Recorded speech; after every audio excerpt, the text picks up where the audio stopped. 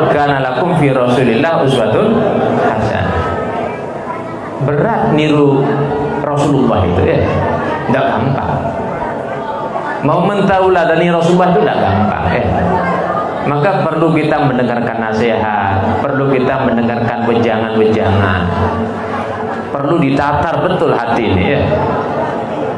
Dalam bait Maulidul Habsyi kalau tidak salah,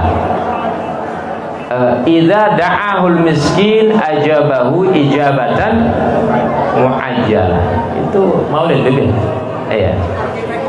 Maulid Habsyi ya. Ini Habib Ja'far ini termasuk salah satu jalur keturunannya pengarang Maulid Habsyi ya. Kalau dibaca Maulid Habsyi beliau datang berkah insyaallah doa ya. Ini salah satu jalur lingkup marganya sama beliau ini ya. Nah, jadi berkah insyaallah ya.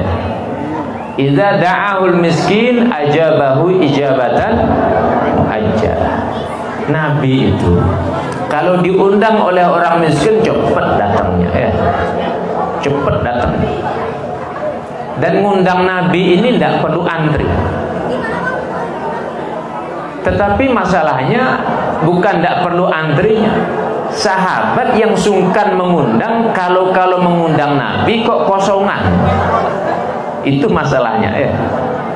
Kok ngundang Nabi tapi kosongan. Itu masalahnya.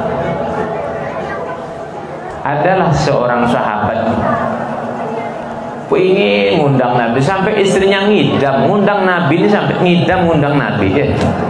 Ada di sini ngidam ngundang kiai ada? Belum ada ya. Ini sahabat wanita ini ngidam ngundang Nabi karena kepinginnya ngundang Rasulullah, tapi mau ngundang belum punya apa-apa. Akhirnya bagaimana? Beliau beli kambing kecil karena punya uang pas-pasan. Beli kambing kecil, kemudian kambing tersebut dirawat tambah besar, tambah besar, tambah besar. Ketika sudah layak untuk disembelih, ngomonglah sama suaminya. Kalau bahasanya Jawa, emas gitu ya. Ya, saya pakai emas biar lebih umum ya. Lebih umum. Kang ya. Mas, saya ini mau undang Nabi. Apa yang mau dikasih Nabi?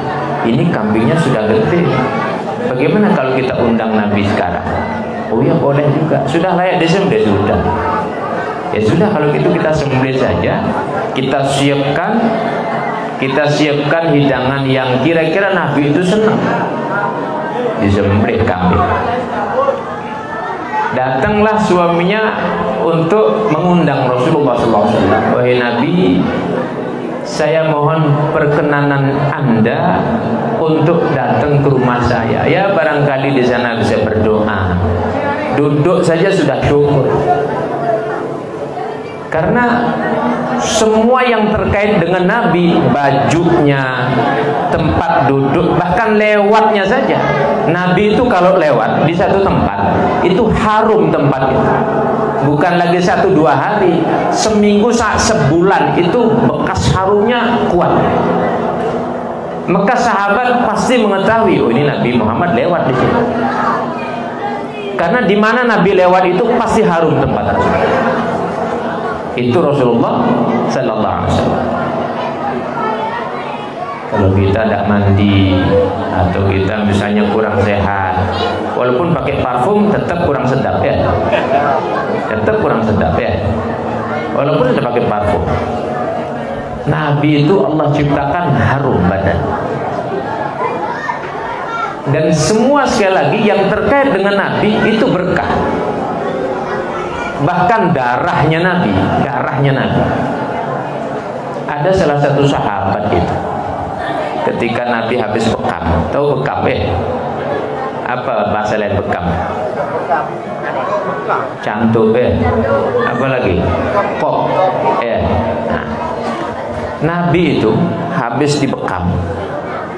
itu oleh Nabi suruh nanti buang darahnya di satu tempat, buang nanti. Kata sahabat, iya saya buang, saya bawa, bukan saya bawa. Dibawa, apa dibuang sama sahabat? Bukannya dibuang, diminum darahnya Nabi Muhammad.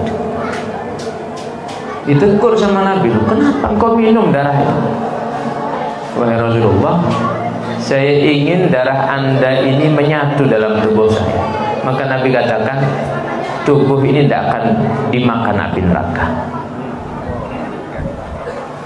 Darahnya Rasulullah Setiap anak cucunya Nabi Muhammad dari jalur Sayyidina Ali dan Siti Fatimah Zahra sampai Imam Mahdi nanti, para habaib itu ada darahnya Rasulullah di sana. Setiap cucunya Nabi dari anak Sayyidina Ali dengan Siti Fatimah Zahra sampai Imam Mahdi yang kita kenal dengan nama Habib, dengan panggilan Sayyid atau Syarif, itu ada darahnya Nabi di sana. Ada darahnya Nabi di sana. Perlu kita ketahui. Baik, balik lagi. Jadi semua yang terkait dengan Nabi, rambutnya Nabi ketika cukur, tidak ada terbuang rambutnya Nabi itu dibagi-bagi berkah. Bahkan dalam satu asar diceritakan bahwa seorang sahabat wanita itu didatangi untuk dipinjami rambutnya Nabi, kemudian direndam. Orang lagi sakit, diminumkan air dari rendaman rambutnya Rasulullah, sembuh. Di antara berkahnya rambut Rasulullah SAW. Dan semua yang terkait dengan Nabi, semua yang terkait dengan Nabi. Maka balik lagi kepada kisah tadi. Jadi sahabat yang ngundang ini ingin Nabi supaya datang. Akhirnya Nabi mengiyakan, baik, nanti saya akan datang. Setelah itu disembelih, kambing disiapkan, Nabi datang. Tetapi rupanya ada kejadian yang tidak disangka-sangka. Apa kejadiannya? Di saat ini kambing disembelih, dia ini punya 2 anak, kakak adik, laki-laki semua, cowok semua anaknya, sahabatnya. Rupanya anaknya ini melihat abahnya lagi nyembelih kambing. Setelah abahnya ngundang Nabi, pisaunya ditaruh di belakang, sudah disiapin tempat pemanggangan kambing. Ibunya buat bumbu di dapur. Lalu kakak adik ini di belakang ngobrol dia. Adik kakaknya bilang begini, "Dek, kamu tahu lihat abah tadi nyembelih?" "Iya tahu, bagus ya nyembelihnya. Coba kita sembelih-sembelihan." Kakaknya nawari begitu. Adiknya bilang, "Ya tak apa, coba." "Siapa yang disembelih?" "Coba kakak sembelih." "Oh enggak, adik saja sembelih." "Ya coba kan." Adiknya disembelih. Goro sudah sudah terlepas ya, berlumuran darah, bingung kakaknya, terlari, kemudian tidak tahu tuh tempat yang sudah disiapkan manggang kambing kan sudah membara apinya. Masuklah itu kakaknya ke sana. Dua-duanya meninggal dunia. Dua-duanya meninggal dunia.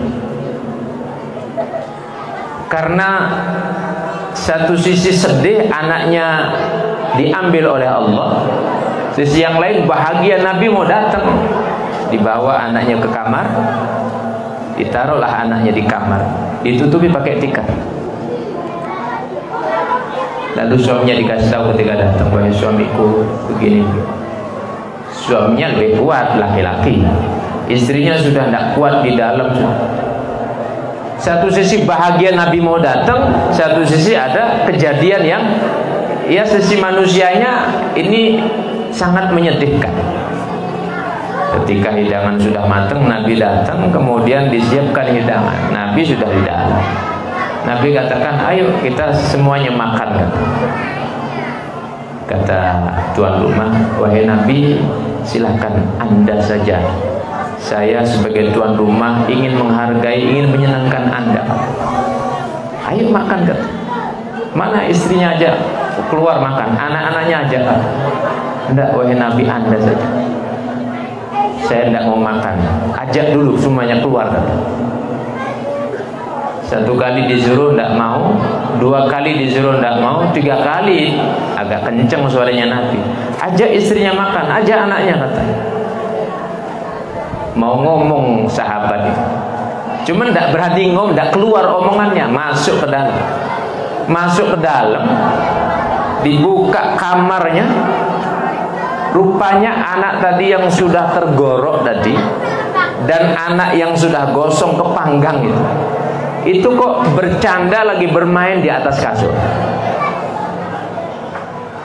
Allah kasih mukjizat Nabi Muhammad menghidupkan daripada anak ini yang sudah meninggal dunia, seketika juga hidup. Ini di antara mukjizatnya Rasulullah SAW. Tetapi saya tidak ngambil, saya bukan hanya mengambil hikmah itu, tetapi lebih pada bagaimana idza da'ahul miskin ajabahu ijabatan muajjalah. Kalau Nabi diundang oleh orang-orang susah, cepat datang. Itu yang berat untuk kita suri tauladan, ya. Itu berat untuk kita suri tauladan.